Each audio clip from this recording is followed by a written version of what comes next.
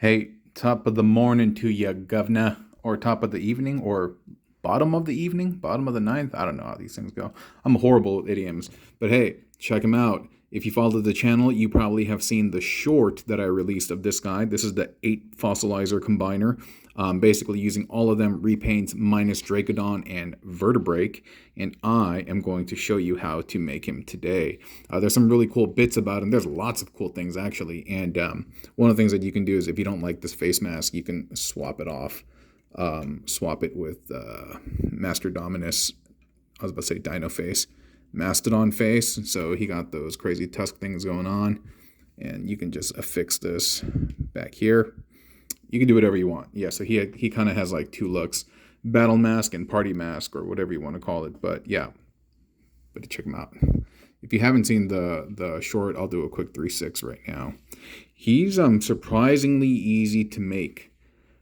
Yeah, he's really kind of direct forward, and I think maybe it's perhaps because I didn't do a lot of the double or triple locking mechanisms that I had in the 10-bot combiner. I just went a little bit more old school and straightforward, and he's not standing straight. And just kind of gave this guy like standard 5mm connections. And so you'll see that he comes apart rather easily, and perhaps is not as stable as the other guy, or not necessarily stable, but there aren't as many locking mechanisms, but he's still pretty darn awesome. Yeah, he's still pretty darn cool. So yeah, without further ado, why don't I break this guy down for y'all? Okay. Whew. All right, let me. Little bit of Ric Flair there. Woo. Anyway, sorry. I hope it didn't hurt y'all's ears. So just in case you didn't know, the folks who are here are Rack, Skelly, Trick, Rack, P-Trex, Trick, Skelly, Transmutate, Spin, MD, and Wing, all up in the back and all up in the front and stuff too. I think the easiest thing I can do is just kind of remove the arms. And look at that. Look at that. Even just right there. That's really, really nice to look at, you know. That's real pleasing to the eye. And I'm going to move Homie off to the side so we can take a look at each of the arms. The arms are more or less symmetric. Oh, he almost fell down over there. They're pretty symmetric. Hold on, sorry. Let me just adjust this guy. You know what? I'm just going to set him down. The arms are almost symmetric, but some slight differences. I'll get this in focus 1 second. But with some minor differences, because of Spindle's little spine stuff, frills, spills, spines, because that's different. And so, but other than that, it's pretty much the same. And so this is how it's formed. The bicep and shoulder part is made up of a P-Trex head, the torso part rather, right? And so what you're doing is you have one rack leg here. I'm just going to call them by their standard names, and you can figure out the rest, right? And so we've got one rack leg, another rack leg, rack of legs, and they are plugged in to the rack hip connector right here at the base of the feet. They are also plugged into the side of the P-Trex head, right? So dino face pointing downward. And so they are plugged in right there. And it's beautiful how it just kind of plugs in like that. Everything is just uniform, works out great. And that peg, the one that points downward, is plugged into the spindle spine, the spindle. Okay. So really quick, up at the top also is kind of capping off the shoulder portion is a MD leg. MD is plugged in over here. And then we have the foot bent at the angle. And then we have the P-Trex foot plugged in here. And then we have a spin tail over there. Okay. I mean, it can be whatever you want really, but you understand what I'm showing you. And in the back, we have a full P-Trex tail kind of plugged in like so. So let me show you this part. So this part is the spindle, fan, spine, or whatever you want to call it. There's only one peg there, so you're not going to get it confused. You plug in the wing finger leg, the wing finger thigh. That peg right there, or port, plugs into the side over here. And then you orient this so that this just kind of hangs down. And then you plug in the spindle foot claw thing right there. then you have it bent down, and like it almost rests on that piece. You see what I'm talking about? It almost like rests on top of it, and you just kind of bend the hand. And I have done the fix, by the way, and that's why it's like not popping off all over the place. And you use one of the wing finger hands to form the hilt of the sword, and then you plug in the dino face up at the top. Okay? Pretty simple and pretty straightforward. Yeah. And then we just plug this back in over here, and there we go. That is the first arm. For those of you who have talked to me about not recording in vertical, yeah, sorry. For these really big bots, I have no choice to do that. And just believe me when I tell you that my camera setup does not permit me to do so. Just take my word for it, yeah. So everything here is identical. Like I talked about, you know, the P-Trex face. Oh, you know what? There's one thing that I forgot to show you.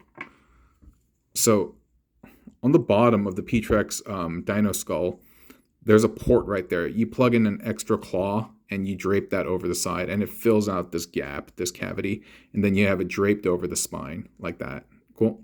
Yeah, that's what I forgot to show you. Yeah. So like I said, you can see it here, but I feel like I did something different. No, I guess it's not. Some slight minor orientation. That was on me. How do we have this?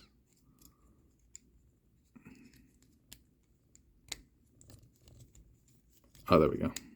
Yeah. So anyway, it's the same deal. Like I said, P-Trex face, rack, hip, blade down at the bottom,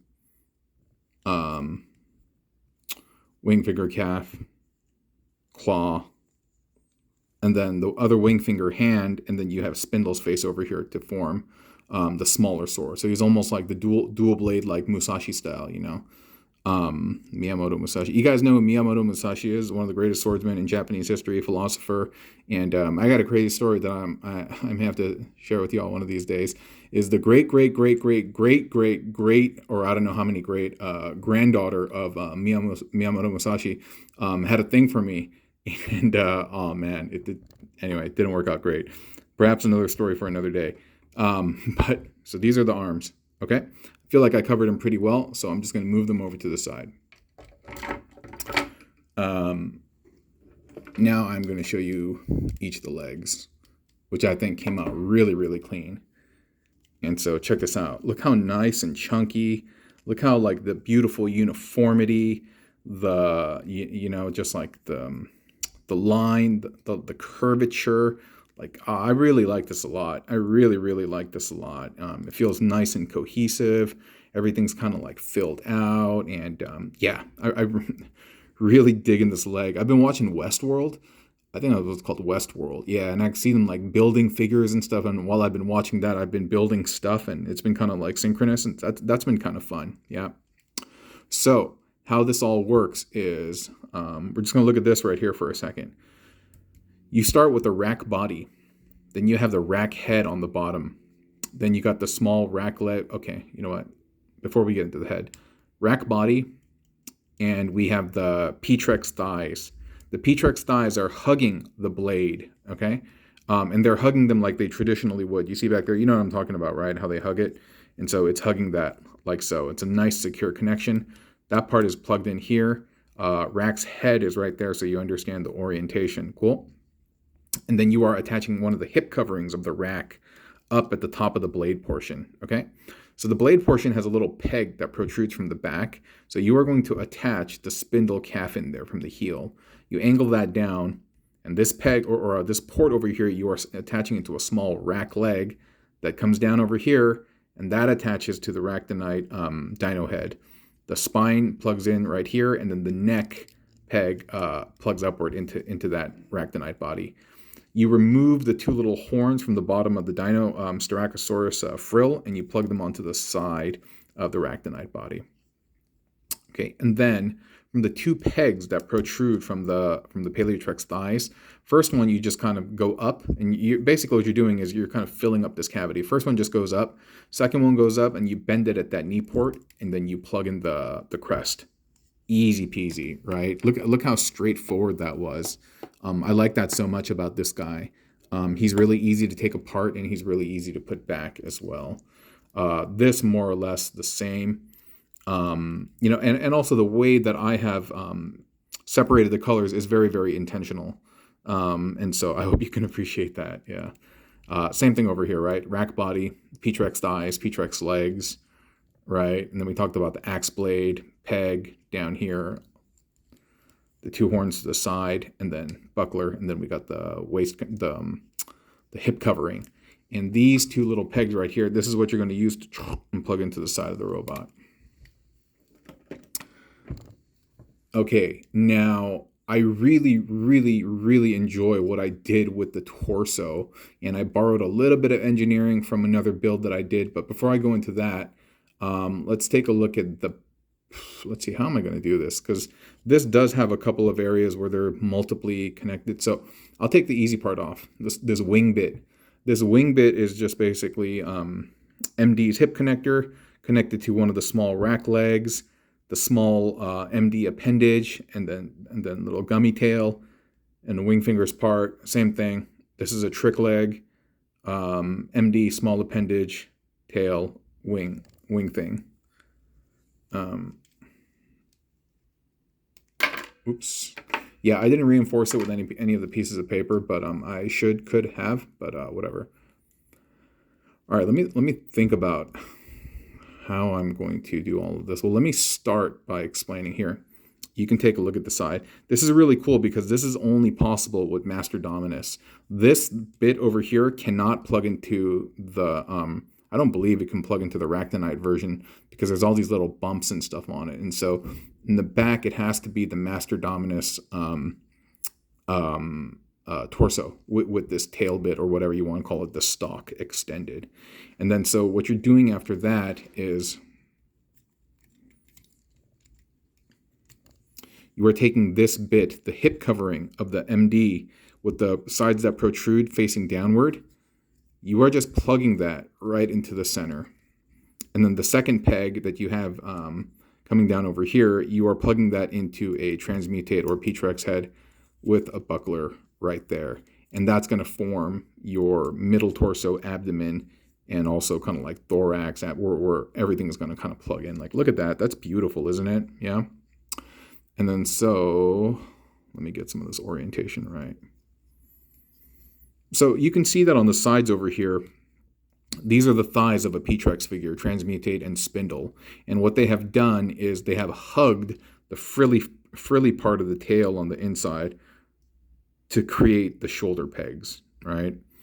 And then on the bottom of one of the thighs, you are plugging in this calf piece, but it's really just filling it out. This doesn't connect to anything else. You can see that. It's just filling it out. Same thing over here, and these were some of the last pieces actually that I had, so I was really pleased to be able to fill out the body with the remaining pieces.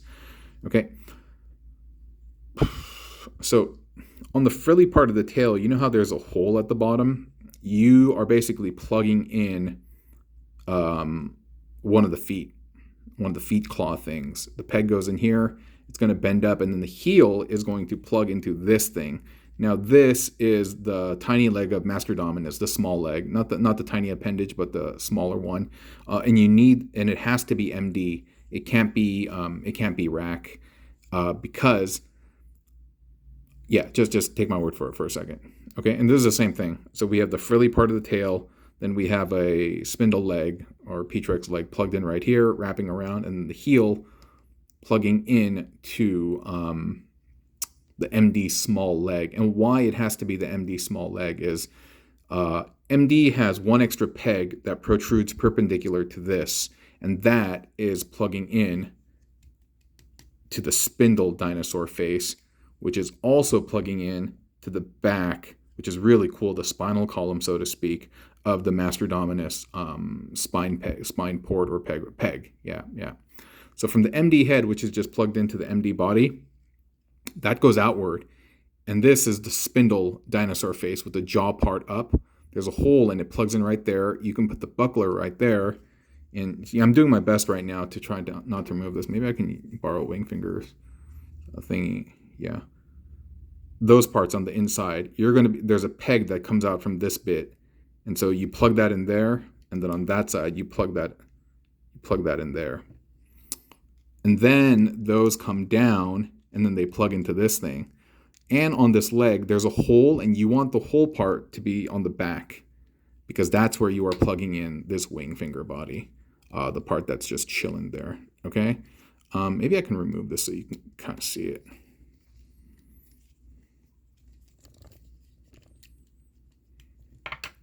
Yeah, you see that? Oh, and then we got the Skeletor head down over there as well. Didn't have anywhere else to put it, but it hides back there really well. So from the head, we got that spine part coming out back. You flip the Spindle dinosaur face upside down. You plug that port in there. The jaw is on the outside, facing this way. You insert the Skeletor head to hide it. You got the buckler on the top. Then you can see small MD leg plugged in right here and plugged in right here. Ports facing backward. This angling down, and those plugging into the heels of these claws that extend over here, right? If you want to know how long it took me to make this, I think it took me like 2 hours. It took me about 30 to 45 minutes to get the initial build and idea of what I wanted to do, and everything else was kind of like fine-tuning. And even after I fine-tuned it and I put it together, it still took me like another day or something like that to put like the finito, the El Finito touches on it, which is often what I do actually after I sleep on it. I can't emphasize that enough. After building something, sleeping on it gives you some fantastic results. And so we're going to assemble this guy back on camera, because I have faith that Toy God watcheth over me and is watching over this video right now and allowing me to do this in real time, so that we can feel triumphant in our efforts of bringing this guy back to life, resurrecting him, so to speak. After all, he is a fossil, right? Let's put the party mask back on. Then we can put that back there. And then we plug that in here. And then you're gonna want to like play with the placement and like the weight distribution. I forget what I had to do actually. There's something unique that I had to do with this dino skull. Either it was pointing down, maybe it was pointing down or something like that. But yeah, you got to kind of play with it.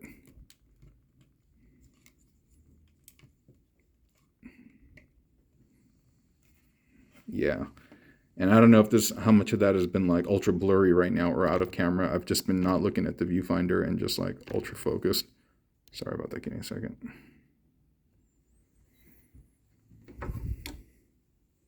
And so we're just plugging this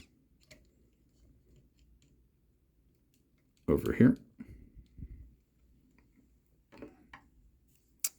We are plugging this over here.